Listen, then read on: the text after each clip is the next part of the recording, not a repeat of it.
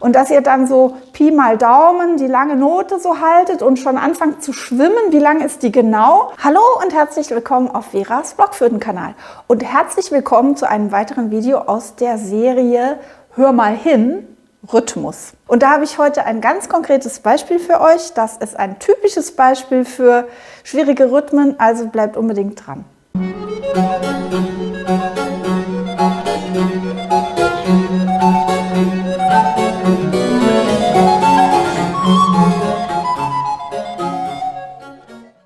Ja, schön, dass ihr wieder dabei seid. Falls ihr meinen Kanal noch nicht abonniert habt, dann tut das doch einfach kostenlos, dann verpasst ihr kein Video mehr. Und wir wollen heute natürlich nicht nur nach der schwierigen Stelle schauen, sondern auch gucken, wie ihr sie hinbekommt und wie ihr da richtig zählen könnt. Also ich weiß, viele von euch, wenn die schon das Wort zählen hören, kriegen sie eine Krise. Ich höre so oft von euch, das Zählen fällt mir schwer, ich kann nicht richtig zählen oder ich kann zwar richtig zählen, aber sobald ich selber spiele, dann klappt das nicht. Und ich sage es euch gleich, das Metronom an sich wird euch nicht helfen, richtig zählen zu lernen. Das heißt zählen, aber es ist mehr ein Empfinden der Grundschläge in der Musik. Aber das Metronom könnt ihr dann zum Kontrollieren nehmen. Ich erkläre dazu gleich noch mehr. Wir wollen uns jetzt erstmal anschauen, welche Stelle das ist. Und zwar ist das ein schwieriger Rhythmus aus einem Duett von William Croft und ist in der ersten Stimme davon. Und das ist mittendrin im Stück. Also ich spiele euch jetzt mal einfach diese Stelle vor mit ein paar Takten davor.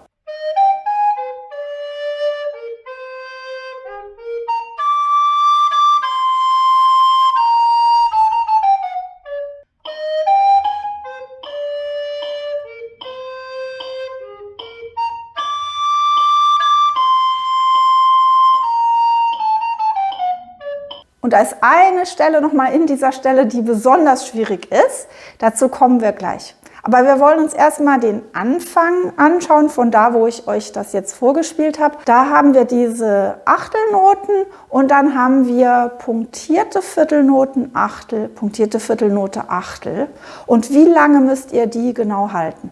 Erstmal sind wir hier in einem Viervierteltakt. Vorne steht zwar nur ein C, das bedeutet aber das Gleiche. Und das heißt, wir müssen eigentlich in Vierteln zählen. Also unsere Grundschläge sind 1, 2, 3, 4. Oder wenn wir das Stück schneller spielen, 1, 2, 3, 4. Oder auch so. Und die Achtel werden dann doppelt so schnell. Davon gehe ich jetzt mal aus, dass ihr wisst, dass in eine Viertelnote 2 Achtel reinpassen. Und ihr müsst euch immer, wenn ihr irgendeinen Rhythmus spielt, klar machen, wo befinden sich die Grundschläge im Takt. Und wenn wir 4 Viertelschläge in diesem Takt haben, dann ist der erste Schlag auf dem S, der zweite Schlag auf dem Ass und der dritte auf dem punktierten D. Und wo ist jetzt der vierte?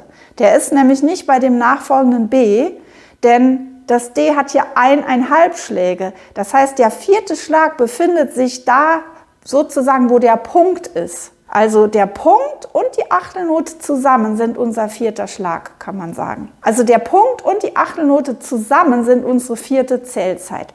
Aber der Schlag kommt da, wo der Punkt ist. Das heißt, den könnt ihr nicht spielen, den müsst ihr nur fühlen.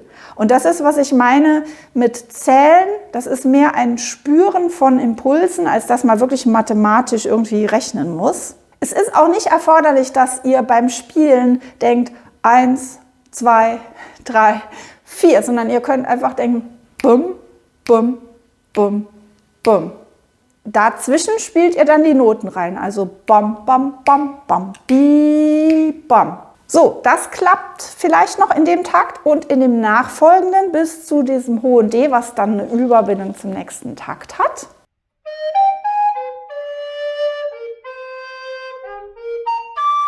Also da haben wir den Rhythmus bam, bam, bam, bam, bi, bam, bi, bam, bam, bam, bi. Aber dann, wo kommt jetzt der nächste Schlag und vor allem in diesem nächsten Takt hier mit 2 Achteln, wovon die erste noch übergebunden ist zum vorigen Takt, einer halben Note, die ja ganze 2 Schläge hat und einer Viertelnote. Was ist hier los? Wie müsst ihr hier zählen? Und da müssen wir einfach wieder hingehen und da empfehle ich immer einen Bleistift, wenn ihr auch eigene Noten habt. Ihr könnt jetzt nicht mit dem Bleistift auf dem Computer malen, aber dass ihr euch in eure Noten und jetzt meinetwegen gedanklich die Striche drüber malt, wo die Zählzeiten beginnen. Also unsere 1. bis 4. Zählzeit. Und die erste Zählzeit beginnt immer am Anfang des Taktes. Da kommt man nicht drum herum. Die ist immer dort, auch wenn da eine Pause steht, ist die Pause der Beginn der Zählzeit. So, hier haben wir aber eine Note, die ist zwar übergebunden an die vorige, vom vorigen Takt, aber das interessiert uns nicht. Also die erste Zählzeit, die 1, ist auf diesem D. Und das D mit dem anderen D zusammen, diese beiden Achtelnoten, sind ja insgesamt ein Schlag. Das heißt, meine zweite Zählzeit beginnt bei der Zweischlagnote C, bei diesem langen C, das weiß ist in. Da ist der zweite Schlag, der beginnt da. So, jetzt hat diese Note aber 2 Schläge. Wo beginnt denn jetzt der dritte Schlag? Der kann nicht bei der letzten Note im Takt beginnen, sonst haben wir nur 3 Schläge. Ja? Also klar, diese halbe Note mit den 2 Schlägen, die beinhaltet den zweiten und den dritten Schlag. Der 4. Schlag ist dann natürlich auf der letzten Note im Takt auf dem B. Soweit die Theorie. Das kriegt ihr bestimmt alle noch hin.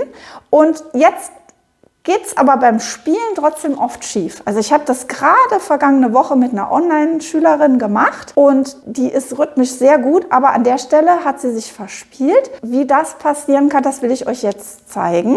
Vielleicht könnt ihr eure Altblockflöte schnappen und die Stelle sogar versuchen mitzuspielen oder ihr versucht es nur einfach zu verstehen und nachzuvollziehen. Also hört euch erstmal an, wie die Stelle gespielt wurde von der Schülerin. Erstmal mit einem kleinen Fehler drin.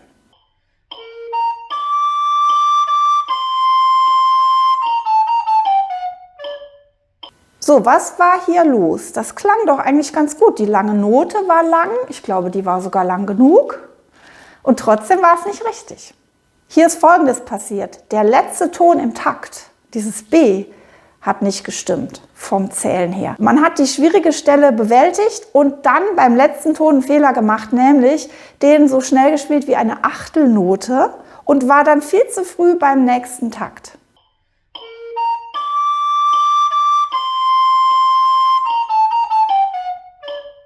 Und jetzt achtet mal vor allem auf das B, wenn ich euch jetzt mal zeige, wie es richtig klingen müsste.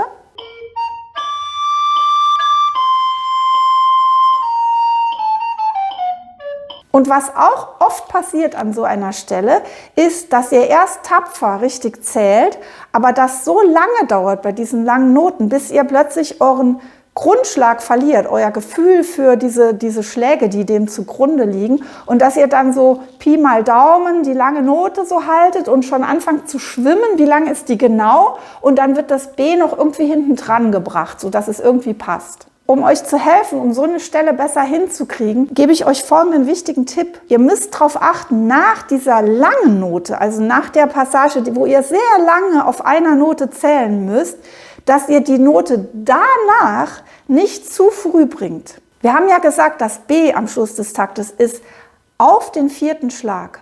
Und jetzt darf es euch nicht passieren, dass ihr spielt Party da.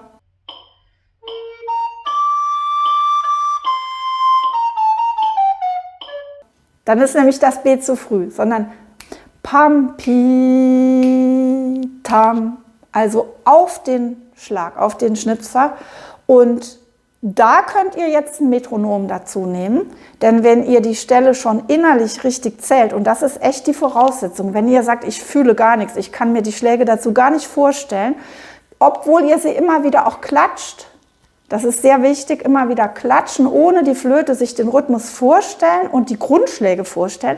Und wenn ihr sagt, das kriege ich aber einigermaßen hin, aber bei dem B am Schluss weiß ich gar nicht mehr, wann das kommt, da könnt ihr das Metronom dazu nehmen und nur auf diesen Ton konzentrieren, dass der zack auf einen Schlag drauf ist. Und dann ist die Wahrscheinlichkeit groß, dass es auch der 4. Schlag war.